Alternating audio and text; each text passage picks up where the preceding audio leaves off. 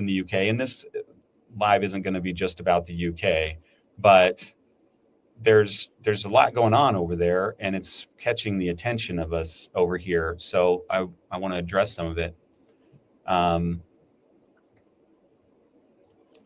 Let's see, where's this other one that I was looking for? Okay. Okay, yeah. So because like there's this kind of stuff going on.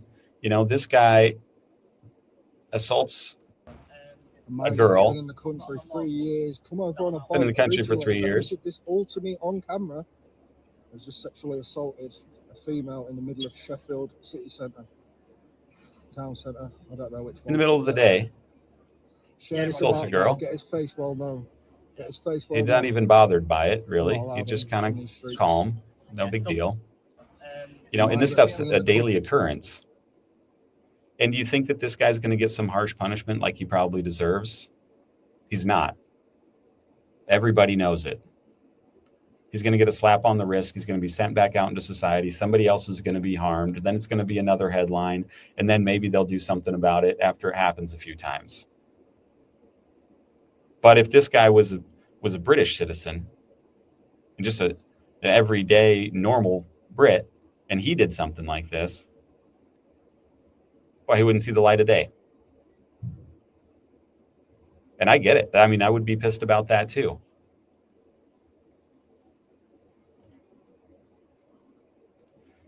And here's another example. This is going on there too. You get groups. This is the Muslim Defense League.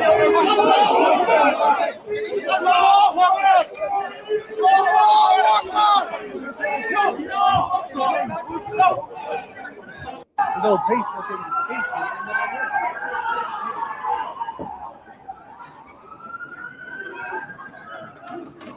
Wow.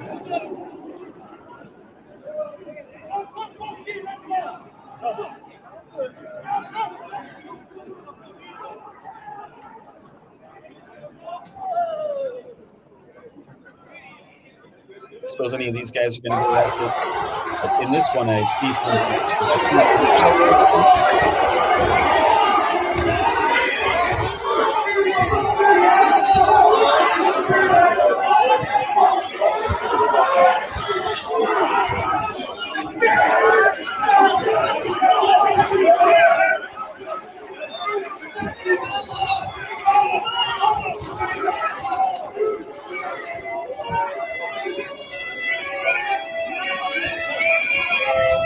if one of those guys came across that line and got into a fight with this guy in the Navy shirt, who do you think the police would arrest?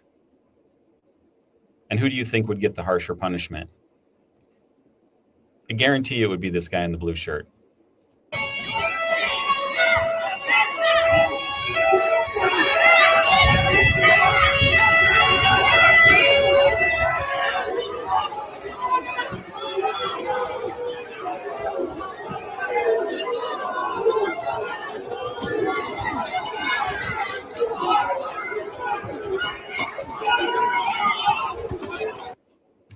I mean, it's crazy. When you police and you run a country and you make laws based on things like, your white guilt complex or the history of bad actions that your ancestors caused, then you're gonna get weird policing, because that's a weird way to make a law.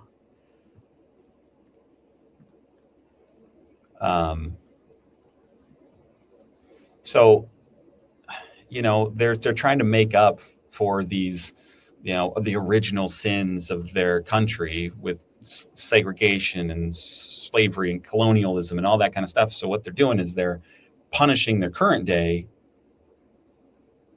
citizens, basically the white British citizens, because of what happened hundreds of years ago. And now they're making reparations for it. And that's why the Muslims should have preferential treatment, because they're not that. That's why the trans should have preferential treatment, because they're not that. And those people, the white Brits, whose family go back hundreds of years, they're tainted. They're bad. They can't be the victim because their ancestors so victimized everybody else. And when you start making laws like that, you start discriminating, you start oppressing, you start making it based on laws based on race. So you start making racist laws, you start making sexist laws, you start making all these weird laws. Bad shit's going to happen. People are not going to like that. Either way, so these people think they're defending the vulnerable, even though in this picture, look at how massive the crowd is of this Muslim Defense League. But they're still somehow, they're going to be the victims no matter what happens.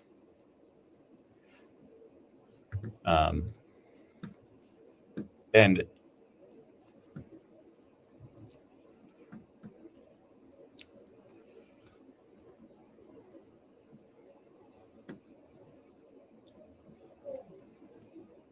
so let's see, what else do we got here?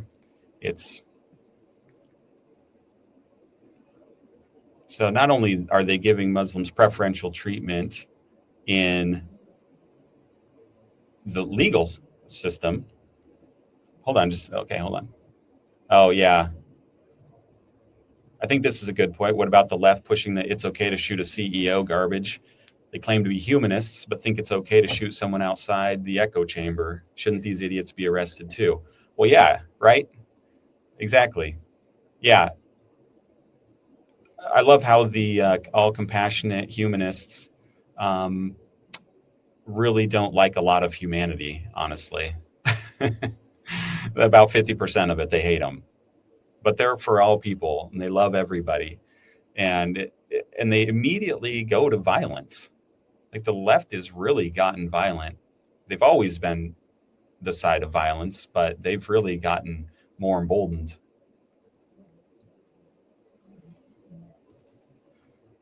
The rich get cheaper costs for workers and we get multiculturalism. Yeah, right. Yeah. It's really not a concern at all of these leaders for the everyday person. Not for the everyday citizen. That is the bottom rung of the ladder. That's as low as you can get, would be to be a white British citizen whose family has lived there for generations. You're at the very bottom of the totem pole. So they're not going to take those people into consideration. Why would they? That doesn't align with their ideology. So then they got to start doing weird shit like this. They're going to build 40,000 housing units specifically for Muslims, because Muslims want to live close to their mosque, and they want to be close to halal restaurants and all this kind of shit. So they're going to make, based on a religion, they're going to build specific housing. They're going to discriminate against people who are not of that ethnicity and religion. And somehow this is not bigotry. They're not going to let the white everyday British guy live here. These are specifically for Muslims who aren't even citizens. So, and of course, I mean, you got Khan here, who's you know who he is. The other big issue faced in London, particularly Londoners of Islamic faith, is the issue of housing. And so we need to build far more. Why do you suppose there's an issue with housing in their community? Maybe because you let so many of them into your country and you already didn't have enough housing. So the issue is you've brought too many in. And now the people who live there are having problems with housing too. So instead of actually addressing your own citizens' lack of housing, what you're going to do is you're going to build housing for people who aren't even from your country. That's what you're going to put taxpayer money towards. Sure, maybe they'll move out of certain apartments and things that then your citizens can come and live in, so it will free up housing in that way. But then they're going to build the new stuff for the people who don't even pay for it. homes in our city because, often people from minority communities want to live near a mosque, near halal food, near places where there are other people like them. So they, for a variety of obvious reasons, and they're priced out because there's not enough housing. Okay, so what if the British citizens would say, you know what, we want to make a whites only community, and we want it to be just surrounded with our ethnic food and around churches, no Muslims allowed, no transgender people allowed, none of that. It's just for straight white people and you who've been here for, or whatever. This would be totally unacceptable, completely unacceptable. And I agree, that's unacceptable for the government to build housing areas like that. But when it comes to these minority groups, it's virtuous and it's noble, and they pat themselves on the back and they don't see that they're actually being racists and bigots. We're going to build at least 40,000 council homes, at least 6,000 rent control homes. And the final thing to say in relation to Londoners who are Muslim is, look. Fucking fuming. Sorry, I keep swearing.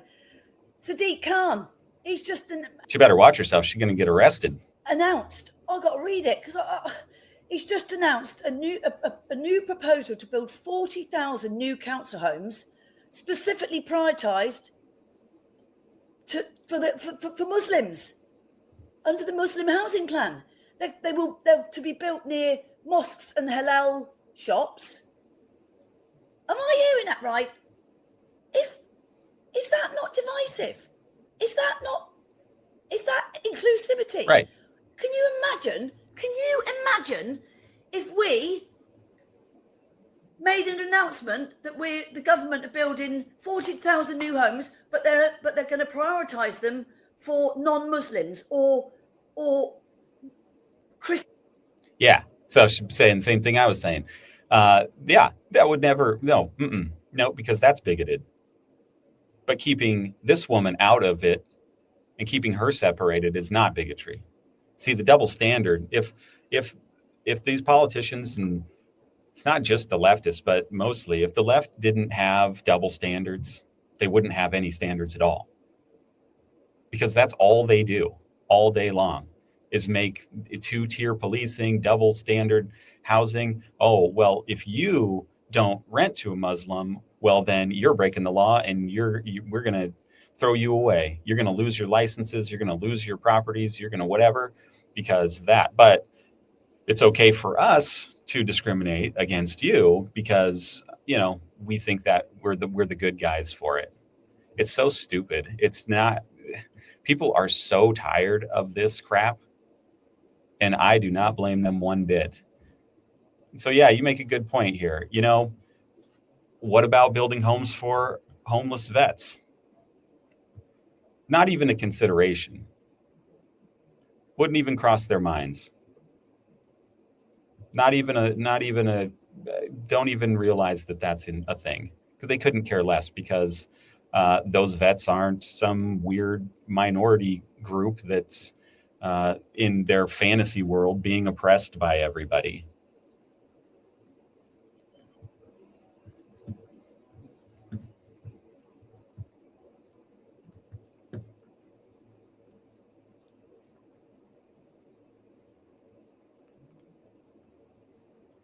So let's see what else I got here. So it's just a really interesting thing that's going on there.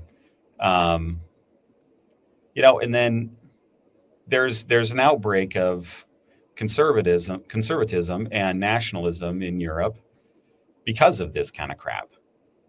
And then they're scratching their heads wondering why that's going on. Okay, yeah, here's another good example. Okay, South Yorkshire police gave no arrest deal to Rotherham grooming gang ringleader. If you guys remember this Rotherham grooming gang problem. And so no arrest deal. The guy who's the ringleader of a group that's raping girls. That's okay. He's what I mean, what are we going to do? He's a minority. He's an outsider. He doesn't realize it. He's part of an oppressed group. He's put in all the buzzwords that these idiots always like to use. And then this kid over here waves an English flag near North Yorkshire Islamic Center, and he gets thrown in jail for waving a flag. Oh, because that's incitement to violence and that's hate speech and blah, blah, blah, blah. Trying to get the crowd riled up. This grooming gang guy's not trying to get a crowd riled up. He's not inciting anybody to violence. He's just actually doing violence, which is not as bad as inciting people to violence. That's way worse, right? It's just idiotic.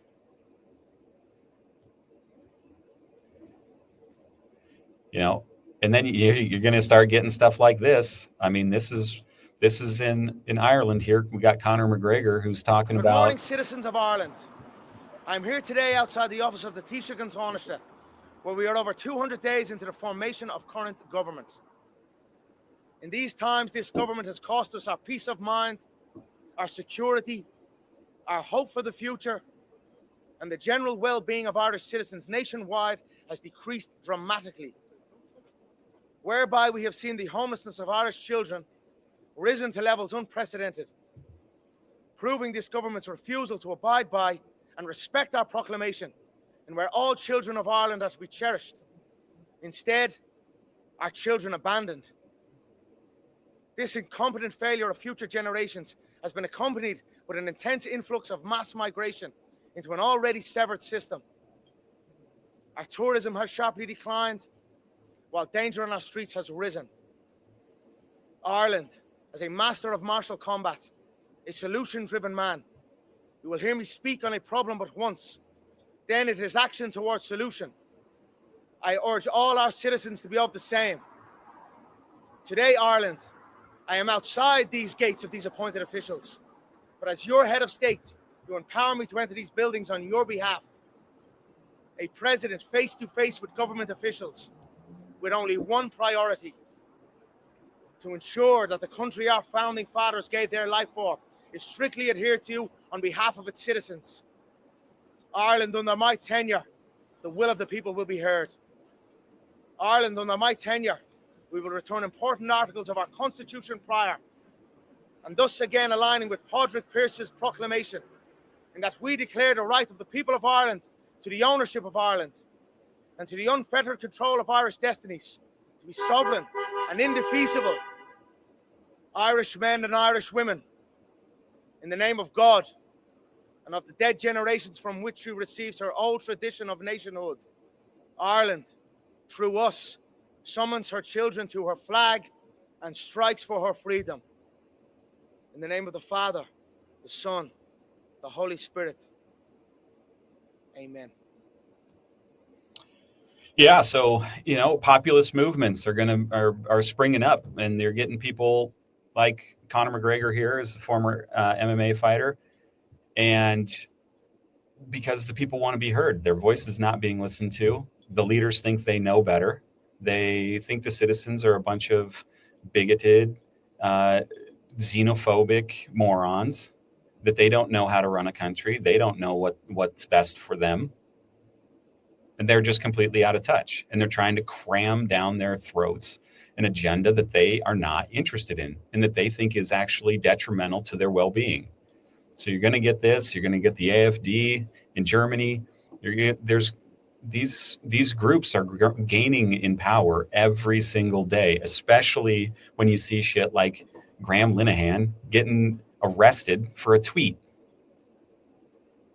Somebody's going to have to come in and be a Trump-like figure and lay the smack down and say, no, enough is enough. We're done with this shit.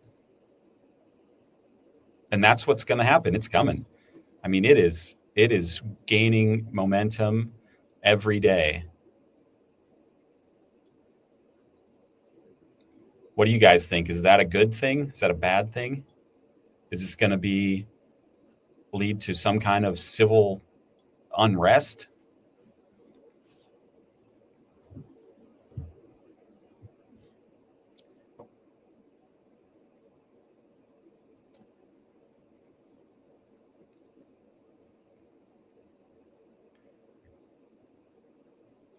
Meanwhile, well, before we leave Europe here, there's been this weird thing that's been going on. I've seen it a lot of posts about it. And it's this fact that 7 AfD members have died in like the last 2 or 3 months. These are not just members. These are people who are candidates for office. So AfD candidates are the targets of intelligence, espionage, warfare, lawfare, hoax trials, election bans. Tyranny has killed democracy, and now AfD candidates too. I don't know if this is true, that there's anything nefarious going on here, but it is very, very weird and very suspicious that there have been 7 of these members that are going to be candidates, and they've just died because people do not like the AfD,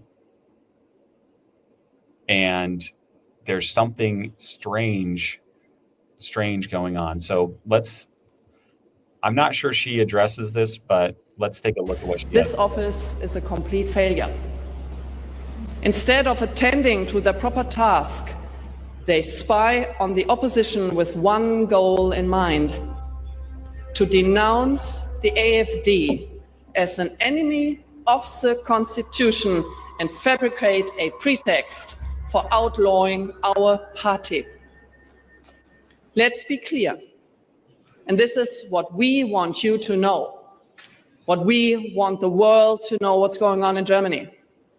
Influential politicians in Germany have their mind up on banning the strongest opposition party, on banning us, the alternative for Germany.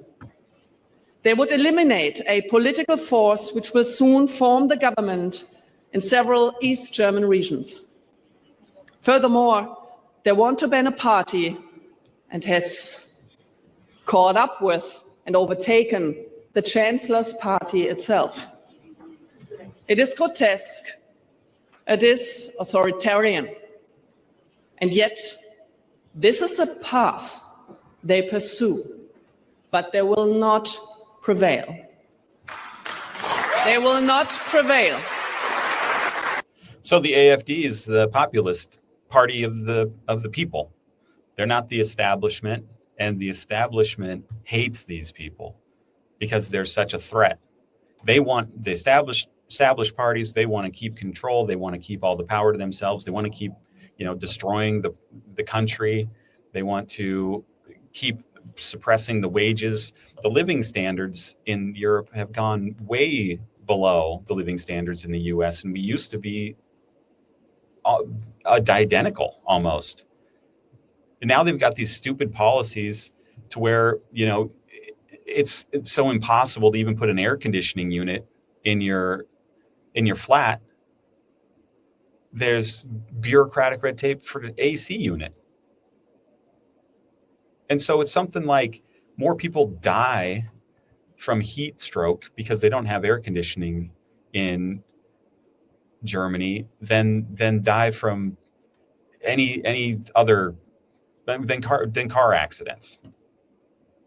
It's just like and this has to do with climate change and green initiatives and things like that, to where the regular person wants to just live their life and they want to have as much freedom as they can.